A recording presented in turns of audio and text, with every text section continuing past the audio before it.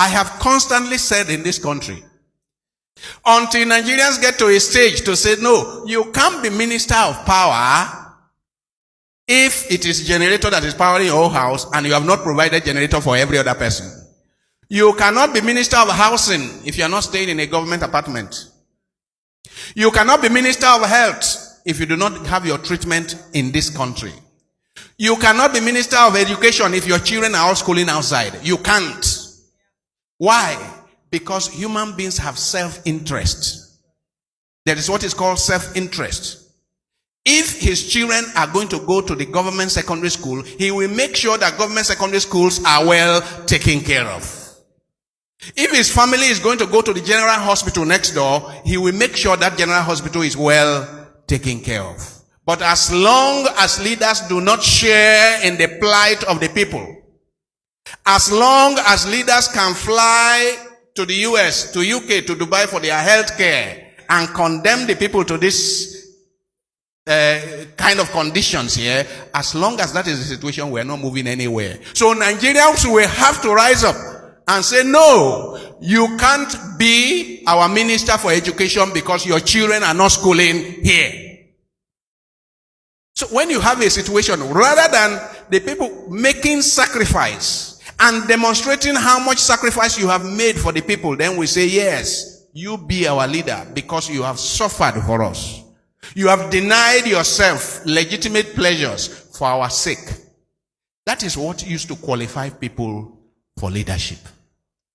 Now, we have people who conquer us. They conquer us. Then they take the resources of our land to reconquer us and remain there, and it becomes difficult to move them out of power.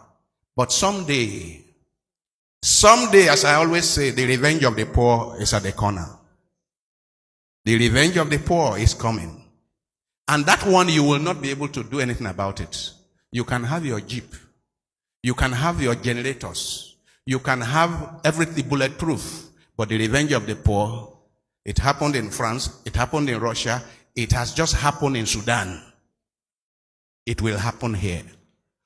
Unless we change our course, we will end up where we are heading. And where we are heading now is unfortunately, it's a violent revolution.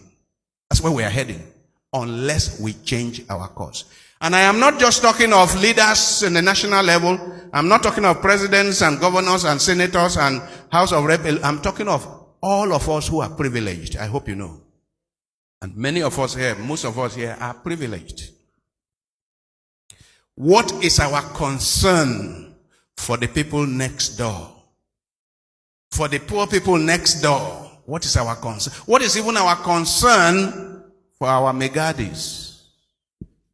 For those who do petty work for us, what is our concern? If that is not happening, it means we are failing as shepherds in our responsibility of being shepherds. I hope you know that in this Africa, in this Nigeria, there never used to be a distinction between the neighborhood of the rich and the neighborhood of the poor. I hope you know. I hope you know that poor people and rich people used to live together. That's the heart of the blacksmith. That's the heart of the king. That's the heart of it used to be together. It's a completely new, terrible thing that has happened to us. And people are enjoying it. They are enjoying it. They ask you what part of town you live in. And that immediately you tell them the part of town you live in, you know your status.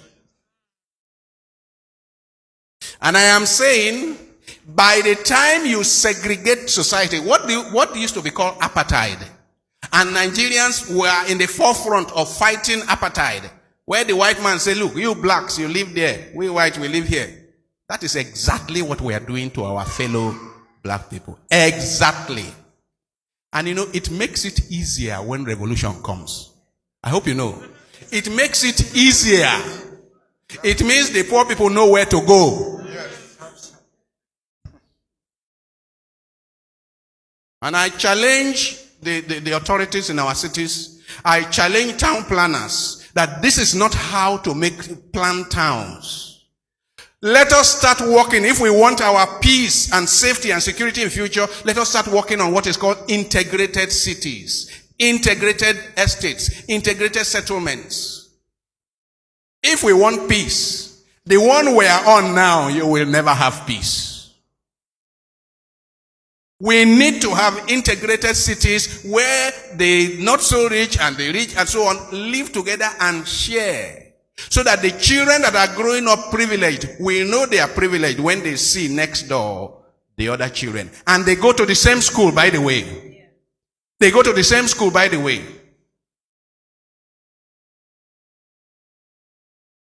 When I was in primary school, everybody went to that primary school.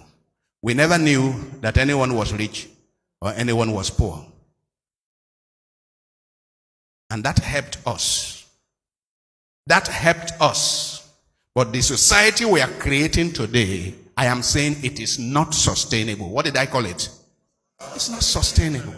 We can't run a society like this for the next 100 years. It's not possible. So if you have a future, if you dream of a future for your children and grandchildren, you need to join me in shouting against this.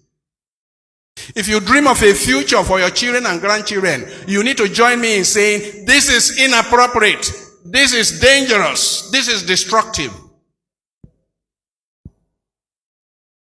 Like I said, it is not our high walls.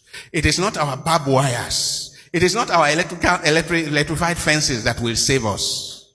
What will save us is that the poor should be included at the dining table.